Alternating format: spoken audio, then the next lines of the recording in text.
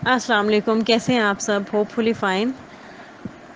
ہم اپنے previous lecture میں ڈسکس کر رہے تھے اسٹمک ڈس آرڈرس۔ اسٹمک ڈس آرڈرس میں ہم آلریڈی دو ڈس آرڈرس کو ڈسکس کر چکے ہیں۔ ایک تھا گیسٹروسوفیجیل ریفلکس ڈیزیز اور سیکنڈ ون تھا کرونک ڈائریا۔ آج ہم ڈسکس کریں گے کرونک کانسٹیپیشن، جس کو ہم قبض بھی کہتے ہیں، اور دائمی قبض، جس کو بہت لمبے عرصے کے لیے قبض رہے۔ کانسٹیپیشن جو ہے ایک سب سے کامن اور most frequent gastro intestinal complain ہے، جو کہ ہر گھر میں آلموسٹ کسی نہ کسی کے ساتھ یہ مسئلہ ضرور ہوگا، اور یہ کافی میزریبل کنڈیشن ہوتی ہے جس میں ڈیفیکلٹی ہوتی ہے آپ کو اسٹول پاس کرنے میں، آپ کی باؤل موومنٹس پراپر نہیں ہوتی، لیس دین 3 ٹائمز ان اے ویک آپ فارغ ہوتے ہیں، آپ کو حاجت پیش آئے، تو اس کا مطلب یہ ہے کہ آپ کو کانسٹیپیشن ہے۔ اس میں بڑی ڈیفیکلٹی ہوتی ہے، اور جو افراد اس کا شکار ہوتے ہیں وہی اس کی تکلیف کو سمجھ سکتے ہیں کہ یہ واقعہ ہی میں بہت تکلیف دہ کنڈیشن ہوتی ہے۔ لیکن یہ ہوتی کیوں ہے، یہ سب ہم ون بائی ون ڈسکس کریں گے۔ اس میں آپ کی تھوڑی روٹین چینجز ہوتی ہیں، آپ کی ڈائٹری ہیبٹس میں چینجز ہوتی ہیں۔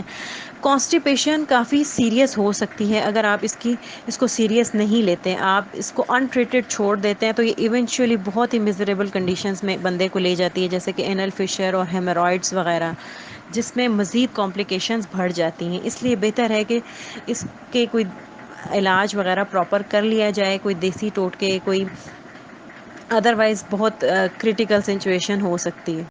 سمٹمز آف کانسٹیپیشن کیا ہیں؟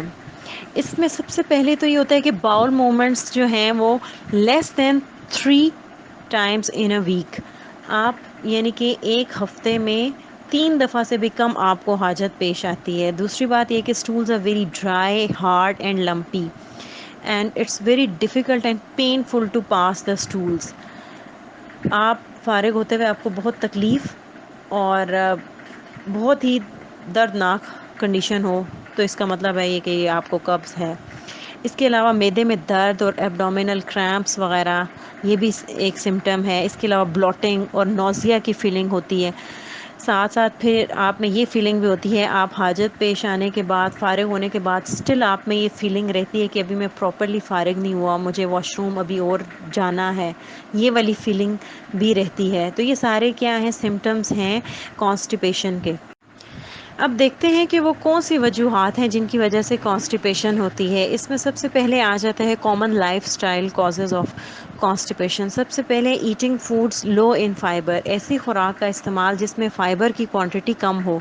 Secondly not drinking enough water, آپ پراپر پانی کا استعمال نہیں کر رہے۔ ڈی ہائیڈریشن سب سے بڑی کاز ہے کانسٹیپیشن کی، جسم میں پانی کی کمی ہو تو اس سے بھی آپ کو قبض کا مسئلہ ہو جاتا ہے۔ تھرڈ آ جاتا ہے ناٹ گیٹنگ انف ایکسرسائز، آپ کوئی پراپر ایکسرسائز، واک وغیرہ، چہل قدمی بالکل نہیں کرتے، اور اسی طرح آپ کی ڈیلی روٹین چینجز ہیں، جیسے کہ آپ ٹریولنگ ہیں اور eating not properly on time, یہ سب کازز ہیں آپ کی کانسٹیپیشن جو کر سکتی ہیں۔ اس کے علاوہ consumption of large amount of milk اور چیز، ڈیری پروڈکٹس کا استعمال، یہ بھی قبض کا باعث بنتی ہیں۔ اس کے علاوہ اسٹریس اور anxiety, resisting the urge to have a bowel movement, آپ کو حاجت پیش آ رہی ہے لیکن آپ اس کو پوسٹ پون کرتے ہیں کہ اچھا بعد میں چلے جائیں گے، ابھی نہیں، تھوڑی دیر تک، تو یہ چیز آپ کو قبض کی طرف لے جاتی ہے۔ اس لیے جب آپ کو حاجت پیش آئے اسی ٹائم فوراً آپ واش روم جائیں۔ اگر آپ اس کو پوسٹ پون کرتے ہیں تو یہ پھر آپ کو کرونک کانسٹیپیشن کی طرف لے جاتی ہے۔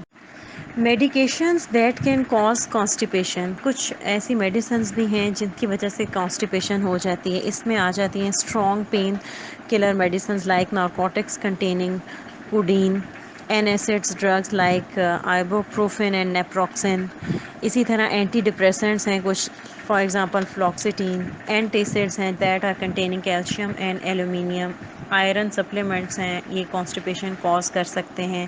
اسی طرح کچھ الرجک کی دوائیاں ہیں جیسے اینٹی ہسٹامینس لائک ڈائفین ہائیڈرامین، یہ بھی کانسٹیپیشن کاز کرتی ہے۔ سملرلی اسی طرح بلڈ پریشر کی میڈیسنز ہیں لائک کیلشیم چینل بلاکرز اور بیٹا بلاکرز، ان سے بھی کانسٹیپیشن ہو جاتی ہے۔ اسی طرح سائکیٹرک میڈیکیشنز ہیں لائک کلوزاپین اینڈ اولینزاپین، اینٹی کنولسنٹ میڈیکیشنز میں آ جاتی ہیں فینیٹوائن اور گیبا پینٹین، یہ بھی بہت سویئر کانسٹیپیشن کاز کرتی ہیں۔ اسی طرح کچھ میڈیسنز جن کا ہم استعمال کرتے ہیں نوزیا سے پریونشن کے لیے، وہ بھی کانسٹیپیشن کا باعث بنتی ہیں، ان میں آ جاتی ہیں اونڈینسیٹرون وغیرہ۔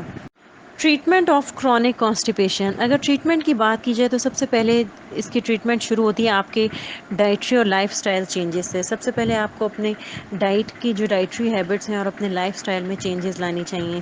اس میں پہلے یہ ہے کہ آپ اپنی ڈائٹ میں فائبر کا استعمال زیادہ کریں، جو کہ میں نے وجوہات میں سب سے پہلے بتا دیا ہے کہ یہ وجوہات ہو سکتی ہیں جن کی وجہ سے کانسٹیپیشن ہو سکتی ہے۔ آپ کو انہی وجوہات پر عمل کرنا ہے اور ان کو اگر آپ ان پر فوکس رہتے ہیں، آپ اپنی ڈائٹ میں پراپر فائبر کا استعمال کرتے ہیں، پانی زیادہ سے زیادہ پیتے ہیں، تو اس سے اور آپ اپنے لائف سٹائل میں چینجز لاتے ہیں، ایکسرسائز کو روٹین کا حصہ بنا لیتے ہیں، تو اس سے کافی حد تک آپ کانسٹیپیشن پہ قابو پا سکتے ہیں۔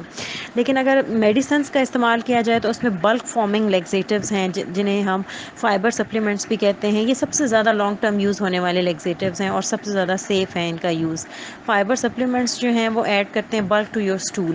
اس کے علاوہ پھر اسٹیمولنٹ لیگزیٹیوز ہیں جس میں بیساکوڈائل آ جاتے ہیں، پھر آسموٹک لیگزیٹیوز ہیں، لیکٹولوز جو کہ کامنلی یوز ہو رہا ہے ڈوفالیک اور لیلک کے نام سے مارکیٹ میں اویلیبل ہے۔ اسی طرح لوبریکینٹ لیگزیٹیوز میں آ جاتے ہیں آپ کے منرل آئلز، اولیو آئل، اس کا استعمال ہے۔ اسٹول سافٹنرز میں سیکیلیکس ڈراپس وغیرہ ہیں، اگر بہت اسپیئر کنڈیشن ہو کسی میں تو وہ اینیماز اور سپوزیٹریز کا بھی استعمال کیا جاتا ہے جس میں گلسرین سپوزیٹریز آ جاتی ہیں، اور یہ ہیں کچھ میڈیسنز جو کہ کرونک کانسٹیپیشن میں استعمال کی جاتی ہیں۔ امید کرتی ہوں آپ کو یہ ویڈیو پسند آئی ہوگی، اگر آپ کو پسند آئی ہے تو آپ میرے چینل کو لائک، شیئر اور سبسکرائب کریں اور بیل آئیکن کو پریس کرنا مت بھولیے گا، اس طرح میری نئی آنے والی ویڈیو سب سے پہلے آپ تک پہنچ جائے گی۔ تھینک یو فار واچنگ، اللہ حافظ۔